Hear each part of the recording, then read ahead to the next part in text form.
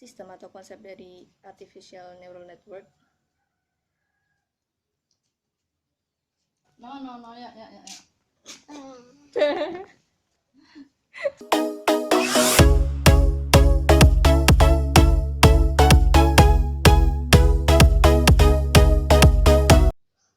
Assalamualaikum warahmatullahi wabarakatuh. Balik lagi di channel saya.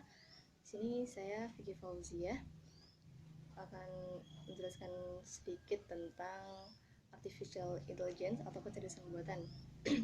Pada kesempatan kali ini saya akan mengulas atau mereview sebuah jurnal internasional, judulnya Application of Backpropagation Neural Networks in Predicting Rainfall Data in Ambon City. Di sini dia dikatakan application of backpropagation neural networks. Jadi dia pakai metode AI yaitu backpropagation. Backpropagation itu apa? Nah, nanti kita jelasin sedikit. Jadi dia dikatakan the difference of weather or climate is due to altitude, latitude, pressure, area, ocean currents, and soil surface. Jadi perbedaan cuaca atau iklim itu dia tergantung berdasarkan ketinggian, garis lintang, kemudian arus laut, dan juga permukaan tanah.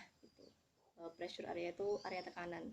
Kemudian dikatakan curah hujan yang terlalu rendah atau terlalu tinggi dapat menyebabkan bencana. Nah, jadi semua bencana itu dapat diantisipasi dengan informasi about how much rainfall will fall somewhere in a certain period of time. Jadi kita harus kita tuh membutuhkan suatu informasi yang akurat tentang berapa banyak curah hujan yang akan turun di suatu tempat dalam suatu periode tertentu, seperti itu. Ini dikatakan mereka menggunakan backpropagation atau propagasi kembali itu karena backpropagation itu algoritma pembelajaran yang terawasi gitu, supervised, dan umumnya digunakan oleh perseptron dengan banyak lapis untuk mengubah bobot yang terkait dengan neutron dalam suatu hidden layer gitu. Jadi backpropagation itu sendiri adalah suatu metode dari AI atau kecerdasan buatan di mana konsepnya hampir sama seperti perseptron. Perseptron itu jadi suatu ada sinyal-sinyal input, kemudian diteruskan ke diproses seperti itu, kemudian langsung menghasilkan suatu output seperti itu, outputnya yang berbobot. Tapi kalau misalkan di backpropagation, dia setelah dari input, menerima sinyal dari input, kemudian dia diproses dari suatu hidden layer dengan ada bobotnya tersendiri, baru dari hidden layer itu, perhitungan dari hidden layer diteruskan ke output, dan di output itu sendiri ada perhitungan lagi seperti itu. Jadi kenapa kok backpropagation? Karena dia kalau misalkan ada error di perhitungan hidden layer itu, nanti dia dikembalikan ke proses sebelumnya seperti itu. Jadi dia kembali terus, namanya backpropagation. Itu ada sedikit gambar-gambarnya untuk Oke, jadi ini adalah jurnal yang sudah saya download kemarin. Jadi judulnya itu adalah Application of Backpropagation Neural Networks in Predicting Rainfall Data in Ambon City. Jadi dia itu sebuah aplikasi jaringan syaraf backpropagation gitu, yang digunakan atau diimplementasikan untuk memprediksi data curah hujan di kota Ambon. Ini penulisnya. Ini introduction-nya cuma membahas tentang rainfall data kayak gitu. Terus yang ini, nah di sini backpropagation is a supervised learning algorithm and is commonly used by perceptron. Jadi dia tuh kayak perceptron kayak gitu. Tapi kalau bedanya kalau misalkan perceptron, dia cuma single layer. Jadi nggak ada ini nih. Nah, nggak ada hidden layernya. Dia dari kayak gini biasa. Ini namanya single layer. Tapi kalau misalkan backpropagation itu atau propagasi balik, dia itu termasuk multiple layer. Kenapa dikatakan multiple layer? Karena dia itu di sini ada ini nih, ada hidden layernya. Jadi dari input 1, input 2, input 3, ini X1, X2, X3, dia menuju ke hidden layer dulu. Aduh, itu berisik banget ya, ada gitu soalnya apa pembangunan gitu, berisik. Jadi dari hidden layer ini dia ada perhitungan Y1 sama Y2 misalkan. Nah, baru dari hidden layer itu dia diteruskan ke output layer. Dari output layer itu juga dia memperoleh hasil perhitungan gitu dari Y1 dan Y2, baru dia menghasilkan suatu output kayak gitu. Nah, ini. Jadi kalau misalkan back propagation itu kenapa dikatakan back propagasi balik? Karena dia di sini. Kalau misalkan dia ada kesalahan atau error, dia menghasilkan error, jadi dia harus kita harus mengubah nilai dari bobotnya tuh, dan uh, dalam arah mundur, maksudnya tuh kita kembalikan lagi ke proses sebelumnya dengan mengganti nilai dari bobotnya gitu. Baru nanti dia uh, apa dihitung lagi. Kalau misalkan ada output error lagi, dia balik lagi kayak gitu sampai dia nggak menghasilkan output error, dia akan diteruskan sampai menjadi output kayak gitu. Nah, ini metodenya. Yang pertama ada teknik of analysis data. Ini ya, panjang ya dia flowchartnya. Algoritmanya kayak gini. Nah, jadi dia ditentukan dulu bobotnya, kemudian ada epochnya, kemudian ada dia fase feed forward, itu dia input, ada input data. Nah, ini input. Nah, terus kalau misalkan dia udah ketemu error, dia kemudian nih update atau dia diubah nilai weight-nya atau dia bobotnya, dan juga biasnya. Jadi nih kalau misalkan dia errornya lebih kecil dari target, jadi ada target errornya, dia nanti menyimpan final weight atau bobot yang udah fix gitu istilahnya, jadi dia baru selesai kayak gitu.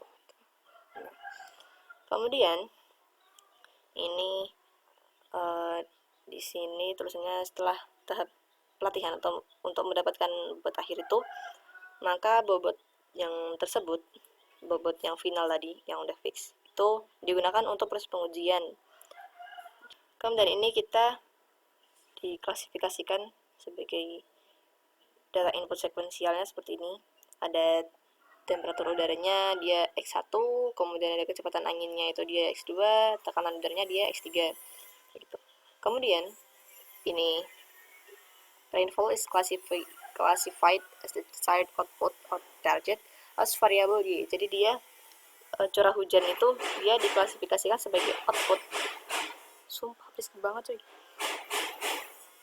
Pak, berisik Pak, tolong. Curah hujan itu dia diklasifikasikan sebagai output atau target yang diinginkan sebagai variabel Y kayak gitu. Kemudian jumlah data ini yang digunakan dalam penelitian ini itu ada 60 data yang terdiri dari 45 datanya ini sebagai data training dan 15 datanya digunakan untuk testing kayak gitu. Kemudian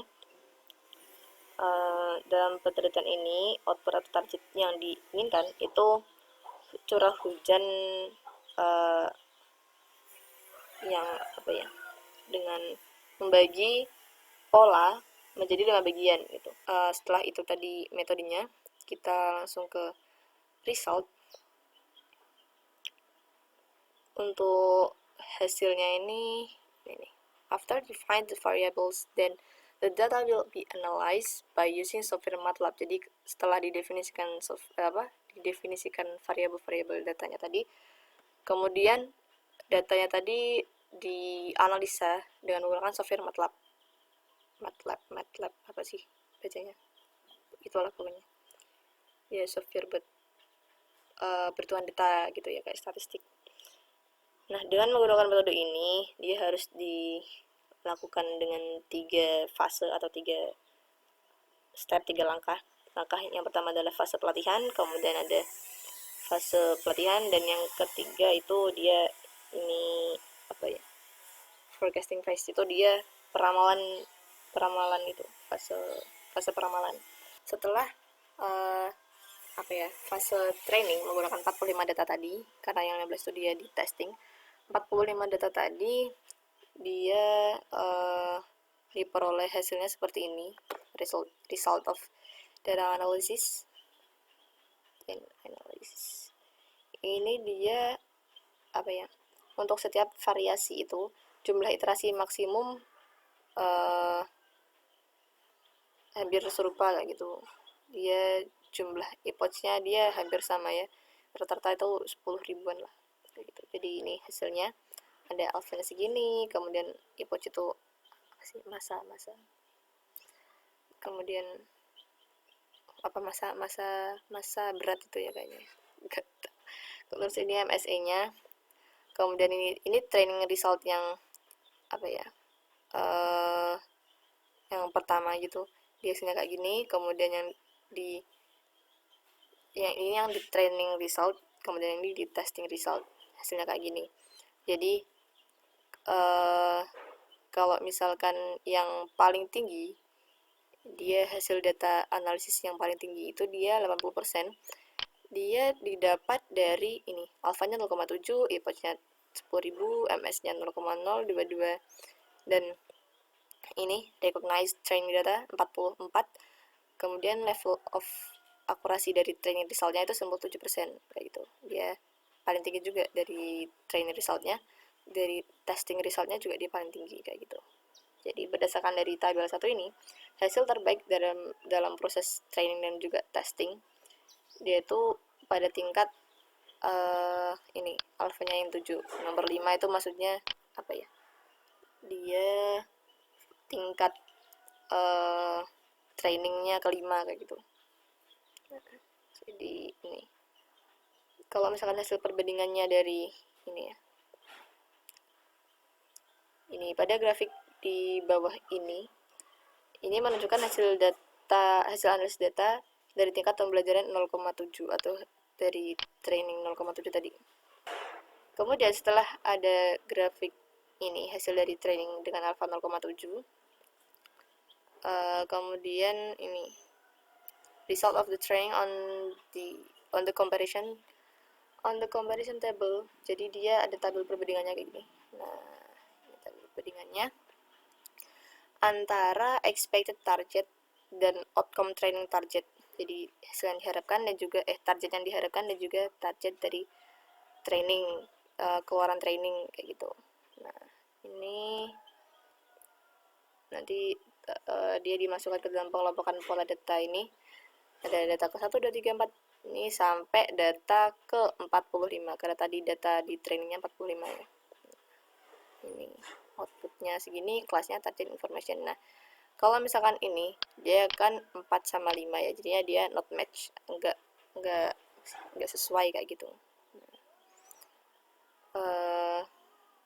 Kalau misalkan udah dibikin tabel kayak gitu, nih ada pengujian untuk menentukan hasil prediksi curah hujan dan target target dari output jaringan. Nah, ini. Kemudian kalau misalkan udah dibikin kayak gini, ini ada lagi, dia ada pengelompokan data lagi. Jadi dia hasil tes jaringannya. Nah, dia didapat jadi ini kelasnya yang 55, targetnya 1, 4, 2. Jadi dia kan udah sama semua ya, jadi benar. Kalau yang dia beda, dia salah gitu. Maksudnya itu data ke 12, 13, 14 dari hasil perhitungan yang tadi ini. Nah, dia didapatkan kayak gini. Ternyata 12, 13, 14 itu dia salah. Karena dari data ini dia dihasilkan informasi bahwa explained that to predict the rainfall can be measured as a whole only by using rainfall data. Jadi dia tuh nggak bisa kalau misalkan memprediksi curah hujan itu keseluruhan cuma menggunakan data curah hujan doang gitu.